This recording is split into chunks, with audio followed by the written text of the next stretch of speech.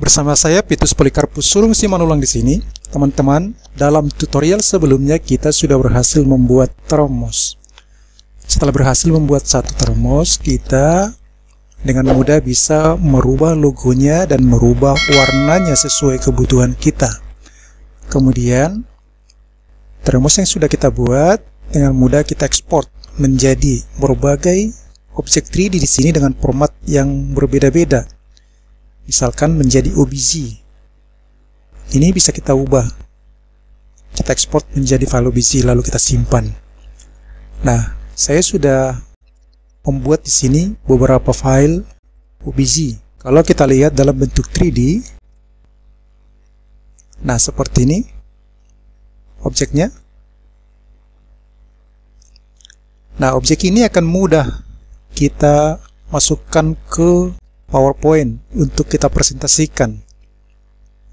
Nah, ini warna biru dengan logo yang berbeda.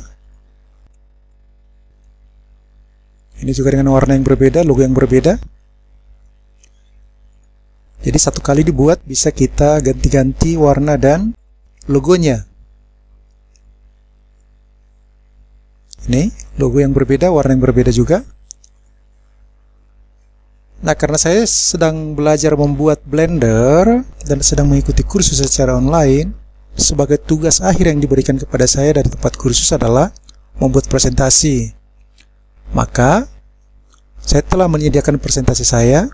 Seperti inilah kan produk yang akan saya buat untuk presentasi. Produk ini saya sajikan dalam 4 warna seperti ini. Jadi, ketika di PowerPoint, objek 3D ini bisa kita tampilkan, kita putar untuk menampilkan bentuknya. PowerPoint sekarang lebih mudah. Dengan membuat backgroundnya juga kita lebih mudah. Memasukkan objek 3D juga lebih mudah. Kita bisa presentasi lebih mudah tentang produk yang kita buat. Jadi untuk tujuan promosi, bisa kita juga buat sekaligus videonya dari PowerPoint. Nah, kalau kita lihat di dalamnya ini, bagian dalam seperti ini, kaca di dalamnya. Ini bagian dalamnya. Kemudian ini tutup-tutupnya seperti ini. Produk ini juga bisa kita susun di PowerPoint menjadi suatu banner atau brosur. Kita susun objek-objeknya seperti ini.